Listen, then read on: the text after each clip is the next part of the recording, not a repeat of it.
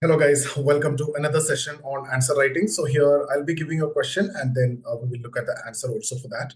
So this we have already discussed. So this is a question. Our society is stratified on the basis of gender. While identifying the position of transgenders in such society, discuss the unique problems faced by them. So we have seen, right, the gender stratification, and mainly we addressed this in terms of patriarchy. We discussed about Anne Oakley, Sylvia Valby, and feminist thinkers, but we ignored this. So this is actually a question that we need to look up to. There is a potential. So you need to define transgender and major theoretical strands on gender. And we can talk about different perspective, conflict perspective, functionalism, and all those feminist perspective, critical theory, and everything we can discuss. And then talk about transgender community in India also, and the major problem faced in India. So in general, you can discuss because this is from paper one and not mentioned India. So of course we can generalize and we can make it in general, and then the measures to promote the welfare. So you can go with the Indian context also. You can talk in general also. So there is nothing specified here. Okay, so first you need to define, right? So the term transgender, if you see, was popularized actually in 1970s by Virginia Prince to describe the individuals whose gender identity or expression transcends their assigned sex at birth.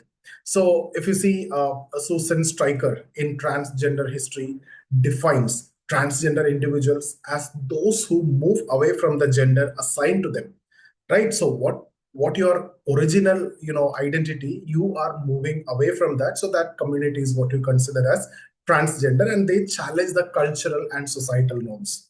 Or this approach is actually challenging the cultural and societal norms with respect to the gender, despite their historical presence in Indian society, such as you might have read about this Hijra community.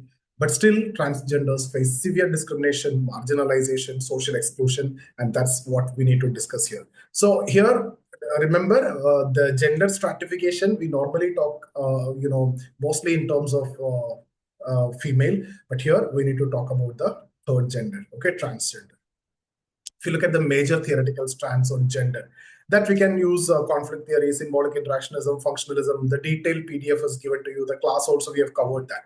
So if you look at functionalism, Talcott Parson emphasized the complementary roles of men and women in families. But this framework ignored the non-binary identities. Only these two are discussed, right? So the transgender individuals is actually not covered over there. So even if you look at functionalist approach, for that matter, in fact, everyone failed to include trans individuals in their analysis of family and societal stability. So functionalists talk about societal stability and the role of male, female in that, right? The role of them in family also, but ignore the transgender dimension. Even if you look at conflict theory, they view gender stratification as a reflection of unequal power. So transgenders, in fact, most often excluded from the economic opportunities, are subjected to domination by those controlling the resource. So that's a general way you can talk about transgender by using the conflict approach. The dominant caste, or they subject them to the exploitation. So the absence of trans people in economic and political sphere, that reflect a systemic exclusion of that particular community, and they're forced to do certain other activities. Now coming to symbolic interactionism, Mead and Cooley, of course, right? If you look at the self concept, that again highlight how individuals from identities, or the individual shape, right, or form the identities through social interaction. But again, if you look at the transgender individuals, there is no social interaction. In fact, social rejection is what they face, right? So that again develop the stigmatized identities, exacerbating marginalization again. So there is no possibility of such kind of social interaction as we discuss in case of symbolic interactionism to shape or form the identity. Here, it's a social rejection. The social, distancing is what they face. Queer theory. So again, challenges the traditional binaries of male and female. They advocate for the inclusion of transgender voices in all discourse. So this is what actually really addressing their issue specifically. Judith Butler argued that gender is performative, and that's actually opening the space to recognize diverse gender expressions also. Now, social constructionism, if you look at, they argue that the gender is socially constructed phenomenon. right? And that allow for the inclusion of transgender identities as legitimate form of gender diversity. We discussed this when we talked about Anne Oakley, where we discussed that the mother's role is socially constructed. Now, coming to transgender community in India, you can look at census and then you can add related to the numbers. Over 5 lakh transgender individual in India, different identities, diverse identities, Aravanis and Jogapas, Shiv Shaktis, Hijras. So despite recognition in spiritual text also and various ceremonies, they remain marginalized in modern society. Nanda Serena, in neither man nor women, the Hijra of world, that actually highlight their spiritual roles, but also their exclusion from modern societal structures. Gayatri Reddy, if you want to talk about in her work, explore how Hijra community negotiate their identity despite societal rejection and the ritualistic acceptance. Now, coming to major problems. See, stigma, discrimination, main problem, family rejection, lack of shelter, no gender neutral space. So these are social, you can again define in terms of social problem, economic problem, political problem, health problem, right? All these dimensions you can capture. So if you look at the social problem, mainly stigma and discrimination. The transgenders are labeled as abnormal or pathological, for defying binary gender norms, typical binary gender norms. Family rejection, many are out of their families, forcing them to Hijra communities or a life of begging, prostitution, like that. Lack of shelter, they face difficulties in accessing housing due to the societal stigma. Even you won't get a place for rent also to stay.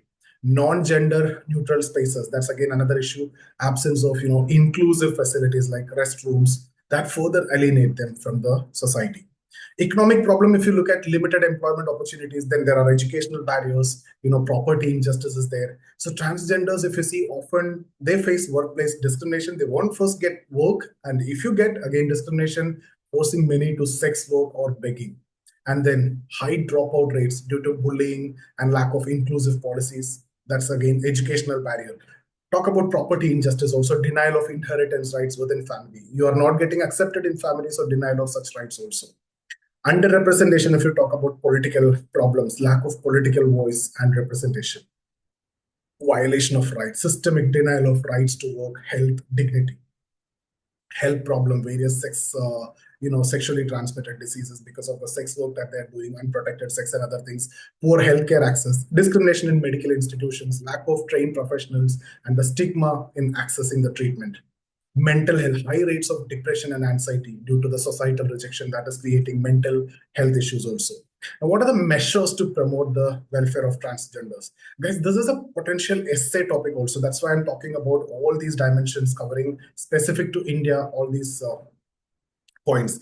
Legal reform. So implement self-identification of gender aligned with, Yogya Karta principles. Amend laws like various sections, IPC 376, to address the crime against transgenders also, right? So if you look at social inclusion aspect, nationwide awareness campaigns to combat the stigma that can be conducted, and inclusion of transgender narratives in school curricula to foster empathy towards them. Economic empowerment, if you see, micro finance loans, skill development programs, incentives for companies hiring transgender individuals, something from corporate social responsibility. So set quotas for transgender representation in public and private sectors. Again, coming to education, create safe and inclusive educational environment, which will prevent the dropouts. Most of the dropouts are happening because of the bullying, harassments, and other things. So take care of that also. Provide scholarship for transgender students. If you look at the healthcare, again, ensure gender affirmative healthcare, mental health counseling, very important, and access to free legal aid also. Address the substance abuse and HIV prevention holistically. That's again another issue. Various sexually transmitted disease because of their exposure to such activities, and that again need to be treated very well, right? Awareness need to be given.